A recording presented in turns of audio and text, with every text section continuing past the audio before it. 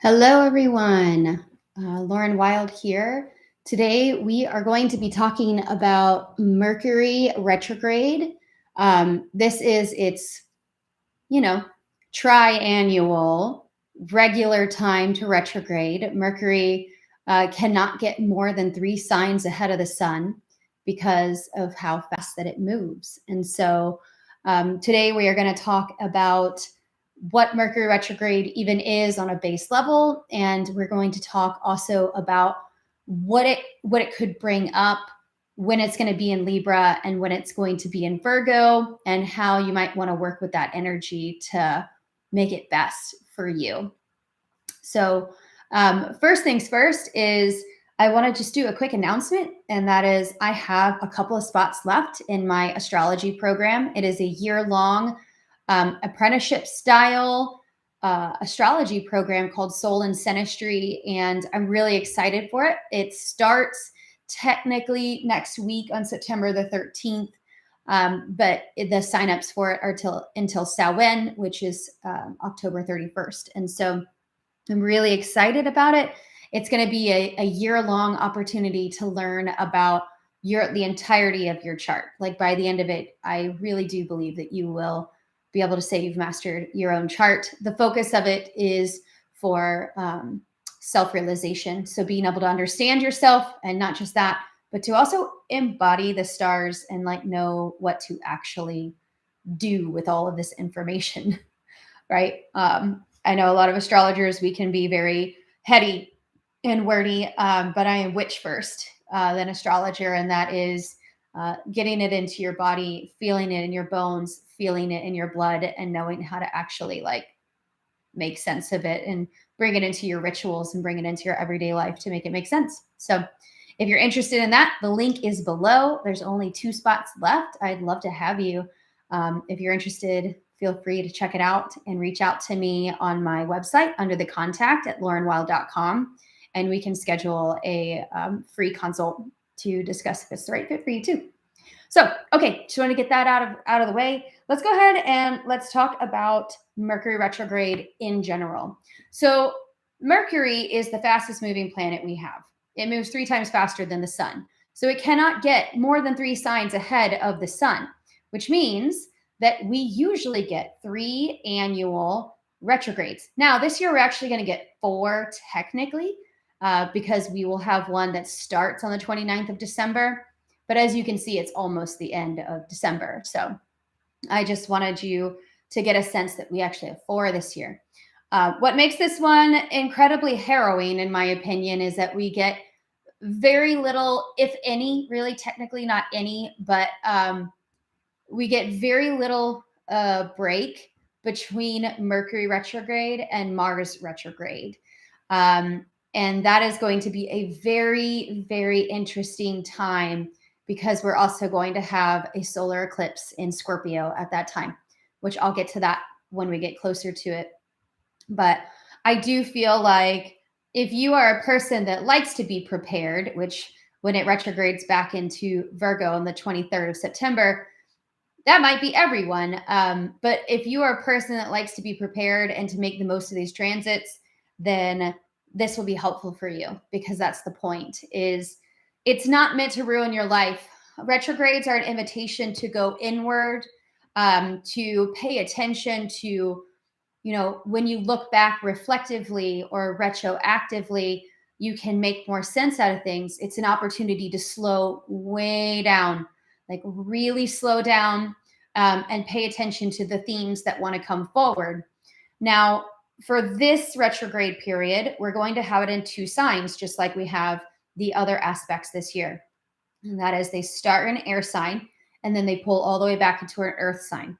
So that's happened all this year, and it's just the way it is. And so we'll see a shift by the time it gets to December, but it's going to start in Libra at 8 degrees of Libra, and then it's going to pull all the way back into Virgo. And so, we've got some stuff to play with and mess with here. But let's go ahead and dive into some of the more particular themes of the retrogrades. So When we look back over the last couple of years, we've had similar retrogrades, particularly last year is what I'm thinking about. They are always a looking backwards. Okay. Now, we always say, like, don't text your ex during a retrograde.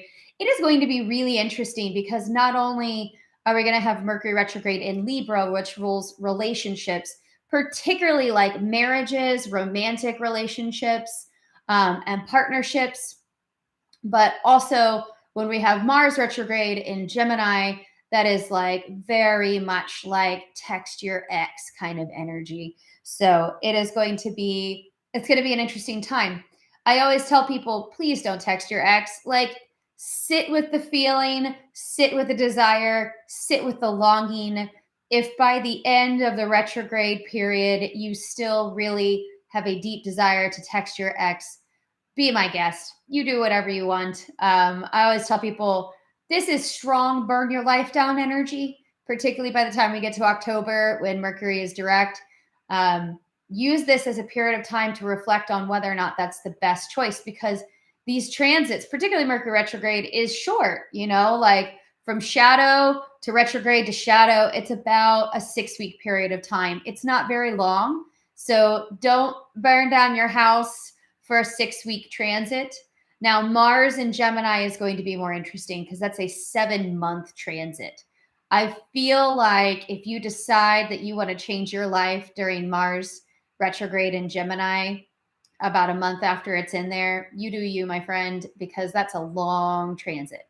But a 6-week transit, a lot of things can happen, transpire, and fall apart under a 6-week influence. So just pay attention. It is a time to journal. It's a time to meditate. It's a time to have feelings hit you and be reflective of, like, wow, why do I have this like desire to reach out to this really toxic person? Like, is there something that I'm longing for in myself? Is there some area of myself that person feels like they meet that need? Is that something that I can meet for myself, especially once Mercury gets into Virgo, we start talking about our health and our self-care. But it is going to be an interesting period of time for all relationships. They're all going to have a level of rockiness until, Mercury pulls into Virgo, which isn't like super helpful either, because it's very nitpicky and persnickety, and it wants, to call out and criticize all of the failings of people, and it can be very judgmental. Virgo can be very judgmental. So I think it's going to be an interesting period of time. I'm a Libra. It is going to be right on my sun, like right on my sun, which I'm feeling a certain way about. So we're going to get a good sense of what that's going to be about. So let's go ahead and let's talk about the specifics. Okay, so the actual retrograde is going to start on September the 9th, and that is going to be at 11:38 p.m. in Libra at 8 degrees of Libra. All right. So we've already had our 2-week retrograde period, and that retrograde period started on, I'll tell you, hold on.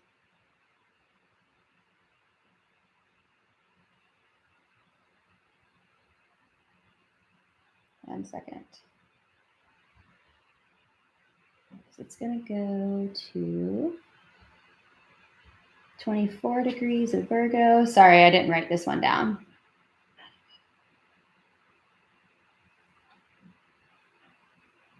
Okay, so on August the 21st, that's when we started our retrograde period, our shadow.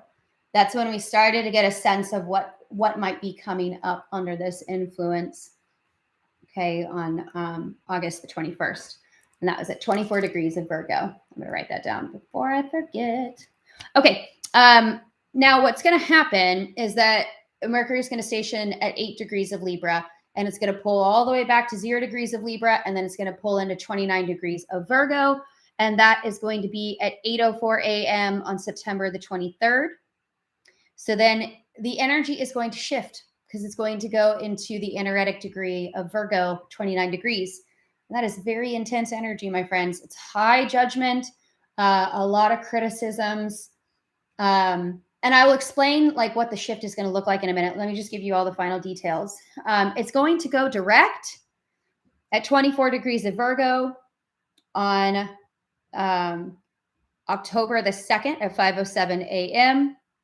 It's going to be in its shadow period until October 29th, but it will be in its shadow period in Virgo until October 10th. And then from October 10th to the 29th, it will be in Libra. And then it will move out of Libra into Scorpio. Okay. And that's going to be right before we have our Mars retrograde in Gemini. So when Mercury is in an air sign, it's very much focused on communication matters. When it's in the sign of Libra, it's very interested in things like relationships, in the sense of equality and justice. It's very interested in legal matters. And it is very, very interested, particularly in like partnerships of all kinds. It's 7th house energy. Okay. Once it backs into Virgo, it is like organizational manager energy. All right. It wants to like work out the bugs. It wants to work out exactly how things are supposed to go. It wants flowcharts. It wants graphs. It wants data. It does not want to fuck around and find out. It wants to know, right? And so these two can work really well together if you are conscious of it and you have clear communication and you allow enough time and space and flow in said relationship. Okay. Now, wherever Libra is, between 8 degrees of Libra and 24 degrees of Virgo is where you're going to get hit the most by this transit. Okay. So you want to get out the clock face of your natal chart and you would want to look at which houses is that going to be. Okay. So for me, that is literally my career to my 9th house. Like it is my midheaven basically is where it's going to be hit the entire time, is like my public reputation. So that's great. But essentially you want to get a sense of how that's going to affect you. It is always going to fall under a general sense of relationships and your physical health though, because that is what Libra and Virgo rule. So it always kind of has that pattern about it. Now, when Mercury moves into Virgo, it's going to be more about your health, your routines, and how your routines are supporting you for your organizational health, for your career, for your physical health. And they're going to require more organization, which I think is a blessing. I personally think it's a blessing. Don't quote me though, because I'll probably be yelling at the universe by the end of September. But it is an opportunity and an invitation to rethink and rework things in better ways, which I think is going to be helpful, because then shortly after this, we've got Mars retrograde in Gemini, which is much faster moving and it's much more jumbled and it's a lot more chaotic. It's very mutable, indirect energy. Like it does not know how to place its mark. Okay. And with Mercury retrograde in Virgo, it is going to definitely know how to place its mark.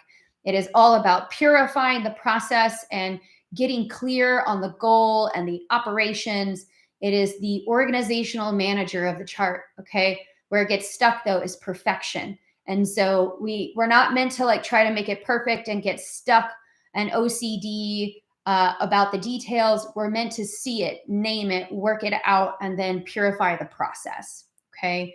So during this period of time, if you want your relationship to make it through, allow a lot of grace, allow a lot of thoughtfulness, and, it is definitely going to be an interesting time for relationships in general, but it's not in Libra retrograde very long. It's not, it's only retrograde in there for about 10 days. And then the rest of it is in Virgo.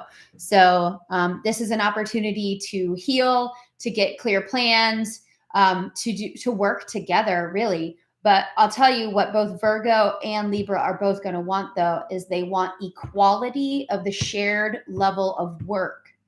So if they feel like there is not an energetic exchange that is equal, it will not be okay. It will pick at things. It will not be okay. So it will definitely be judgmental if there is an unequal yoking of relationship. Okay. So let that be your warning. My crystal recommendations during this period of time are both technically Libra stones, but I think that they're very good for balance, which I think Virgo needs. And one would be bloodstone, and that helps us stay committed to the things that we want to stay committed to. And the other is ametrine, which is a blend of amethyst and citrine. And I think that that will be a very helpful stone during this period of time, ametrine. Okay. All right, my friends. My favorite mantra, this is like a mantra that my guides gave me many years ago, is clear communication is kindness. And that is what I mean is think about it, rethink about it, write it down, do reflection oriented tarot spreads. Think about the fact that you're technically in the past, you're not in the present moment. It's the same thing with all the Mercury retrogrades. It's like, don't sign any legal agreements that you like haven't already been thinking about, because it's not a good time for that. It really isn't. Same with electronics. But really and truly, if you've been following me for a while, I've been talking about like buy your electronics before September because of the retrogrades and air signs. That's communication. But do what you can. There will be a very brief interlude on the 29th to do what you need to do of October. And then Mercury goes retrograde, not Mercury, Mars goes retrograde the next day. So I hope that this is helpful for you guys. Check out the rest of the details on my blog, Weaving the Wilde, and all the links are below. If you are interested in how these transits may affect you, I've got openings for the end of September and October.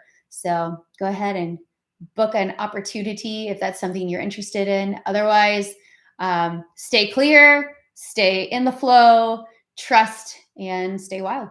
I'll see you guys later. Have a great day. Bye.